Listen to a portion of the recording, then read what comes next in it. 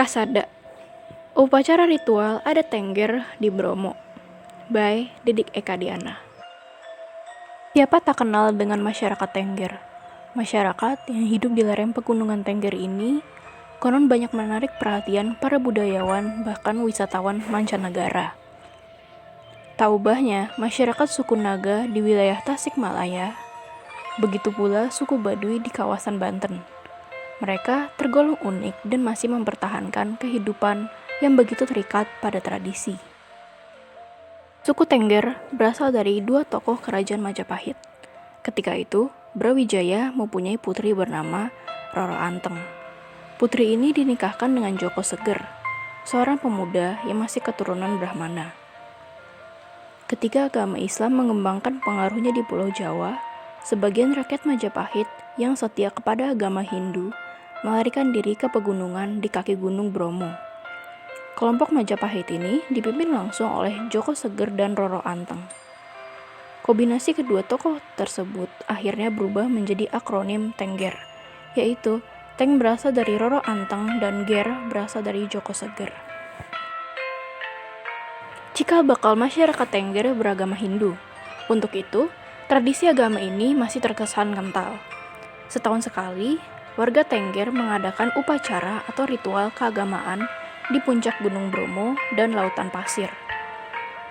Menurut kalender Masehi, upacara tersebut jatuh pada bulan ke-12 saat bulan purnama tiba, tepatnya di pertengahan bulan. Upacara keagamaan yang disebut Kasodo melambangkan rasa syukur dan terima kasih kepada Sang Pencipta, yang diwujudkan dengan mengorbankan hasil sawah, ladang, dan ternak sebagai persembahan. Kawah Gunung Bromo dianggap sebagai tempat mensucikan arwah manusia, yang mereka kenal dengan entas-entas, yaitu pelabuhan transit bagi arwah yang hendak menuju ke Kayangan. Sebelum mencapai gerbang Kayangan, arwah-arwah itu harus bersih dari noda dan dosa yang pernah mereka lakukan semasa hidup. Entas-entas dilaksanakan pada hari ke-44 setelah kematian. Bisa juga dilaksanakan pada hari lain, karena bergantung kemampuan ekonomi keluarga yang hendak melaksanakan upacara keagamaan. Upacara dilakukan dengan menggunakan boneka dari daun pampaung, tanah layu, nayakuh, kenikar, dan janur kuning. Boneka sebagai simbol orang disebut Petra, yang dihias dengan pakaian milik almarhum. Jumlah Petra disesuaikan dengan sosok yang hendak dientaskan. Upacara kematian ini dipimpin oleh seorang dukun. Ia membacakan mantra, kemudian memasukkan Petra ke dalam pengaron, yaitu periuk yang terbuat dari tanah liat. Di saat membaca mantra, sang dukun menghadap ke arah barat. Saat itu pula, di hadapan sang dukun, duduk sejumlah anak-anak kecil bertelanjang dada dan berkerudung kain putih. Mereka duduk berjajar sesuai dengan jumlah sosok yang hendak dientaskan. Di pertengahan pembacaan mantra, sang dukun mulai menanak nasi. Bahan bakarnya dari buah jarak kering. Kemudian mengambil beberapa lembar rambut dari masing-masing ubun-ubun anak kecil dan membakarnya.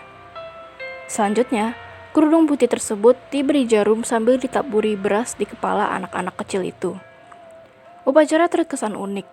Tampak setelah sang dukun mengempit ayam putih dan membiarkannya mematoki beras di kepala anak-anak, seorang yang dianggap sebagai sesepuh dari keluarga tersebut membelah kelapa persis di depan pintu. Diiringi pembacaan mantra penutup seraya melepaskan pakaian pembungkus setiap Petra. Petra tersebut digendong para ibu, kemudian dimasukkan ke danyang, yang merupakan tempat para roh jahat, lalu dibakar.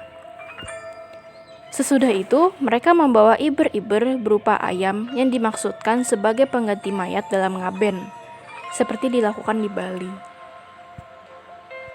Sebagai pelengkap, upacara dibutuhkan perangkat sedekah praskayopan, yaitu setumpuk daun sirih, takir berisi pinang dan bunga, yang di atasnya diletakkan serbu atau pincuk kecil berisi talas dan kacang rebus yang ditaburi parutan kelapa.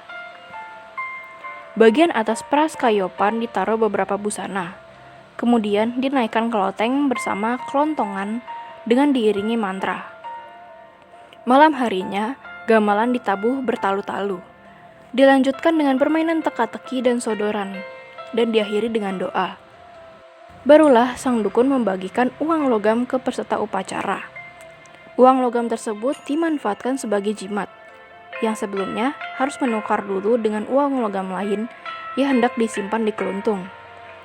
Uang logam inilah yang nantinya digunakan dalam upacara karo tahun berikutnya. Upacara Wilujengan Karo lazimnya dilaksanakan pada tanggal 7 bulan kedua untuk memperingati roh leluhur atau Bapak Biyung sebagai pendahulu generasi yang ada saat sekarang. Selanjutnya, Wilujeng Kapat. Upacara ini dilaksanakan guna memperingati sedulur papat, Limo Pancer, Momong Jangkung atau penjaga desa, dan Monco Papating dusun atau kiblat 4 desa. Wilujengan Kapitu jatuh pada tanggal 1 bulan ke-7. Diadakan puasa geni yang dilanjutkan dengan puasa mutih selama 28 hari dan diakhiri dengan puasa pati geni. Biasanya, puasa ini dilakukan oleh pamong desa, dukun, para sesepuh, dan masyarakat yang dianggap mampu menjalani puasa tersebut. Wilujeng Kawulo. Pelaksanaannya pada tanggal 1 bulan ke-8. Tujuannya untuk menyelamatkan bumi, air, api, angin, matahari, bulan, bintang, dan angkasa luar lainnya. Wilujeng Kapat, Kepitu, dan Kawulo ini dalam sesaji sama dengan Wilujengan Karo. Mantranya saja yang berbeda. Wilujengan Kasongo diadakan pada tanggal Panglong bulan ke-9. Tujuannya untuk menyelamatkan babatan Hawa Songo atau 9 lubang yang ada pada tubuh manusia. Sedangkan Wilujengan Kasodo diadakan pada tanggal 14 bulan Kasodo di Laut Pasir Gunung Bromo. Unik dan menarik, begitulah kesan upacara ini. Kendati pun terlihat kuno bagi sebagian masyarakat modern, namun, banyak aset-aset budaya yang bisa kita simak. Sekuno apapun upacara, ritual, atau tradisi di wilayah Tengger ini tak bisa kita sangkal. Di sana tersimpan gaya hidup yang justru bisa kita jadikan pelajaran berharga. Terutama dalam hal menghargai lingkungan hidup yang umumnya nyaris lolos dari perhatian masyarakat modern yang hanya hidup dengan memburu harta.